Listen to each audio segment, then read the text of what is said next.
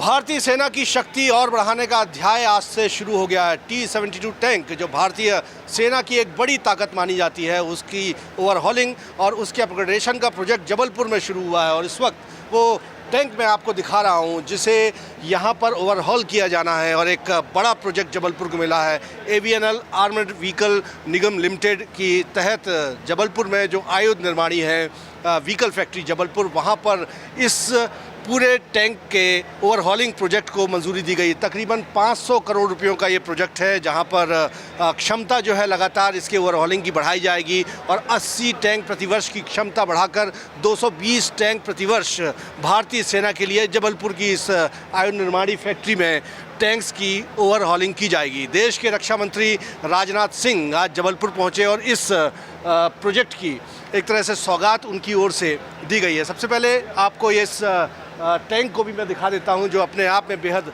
ख़ास है। आप इस टैंक का गन देखेंगे और साथ ही साथ उससे जुड़ा हुआ जो उसका व्हीकल है वो दिखेगा। और इसकी खासियत की अगर जब हम बात करते हैं तो 43 टन वज़नी ये टैंक है और इसमें 3 क्रू जो हैं वो एक समय में बैठ सकते हैं। और मारक क्षमता की जब हम बात करते हैं तो इसमें गन बोर जो बैरल है वो 125 mm का फायर रेट के साथ 125 mm का स्मूथ गन बोर है और एम्यूनेशन से लैस होता है। और साथ ही साथ कोएक्सल मशीन गन भी इसमें इनबिल्ट होती है जो कि 7.62 mm की होती है।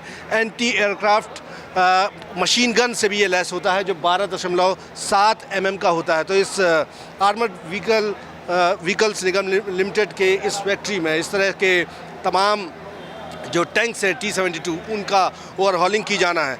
और देश के रक्षा मंत्री राजनाथ सिंह ने इस प्रोजेक्ट की शुरुआत के लिए जबलपुर की इस आयुध निर्माणी में यहाँ पर भूमि पूजन और शिलान्यास कार्यक्रम को में शामिल वो हुए हैं और उन्होंने कहा कि भारतीय सेना के लिए टैंक की ज़रूरत जो है वो हमेशा बनी रहेगी। ऐसा नहीं है कि टैंक गुज़रे ज़माने की बात हो गई, बल्कि अब ज़रूरत है तकनीक को उन्नत बनाने की। तकरीबन 2500 से ज़्यादा T-72 टैंक जो हैं भारतीय सेना की ताकत बने हुए हैं और अब जब इनको उन्नत किया जाएगा, यहाँ ओवरहॉल किया जाएगा, तो ये ताकत भारतीय सेना की और बढ़ने जा रही है और इसका फ़ायदा जबलपुर को भी मिलेगा। चूँकि सरकार का ऐसा कहना, रक्षा मंत्री का कहना है कि इस प्रोजेक्ट के बाद जबलपुर को मैन्युफैक्चरिंग क्लस्टर के तौर पर, डिफेंस मैन्युफैक्चरिंग हब के तौर पर विकसित करने की मंशा सरकार की है। स्थानीय MSME को भी इससे प्रोत्साहन मिलेगा और जबलपुर वो शहर बनेगा जो भारतीय सेना की ताकत और बढ़ाने जा रहा है।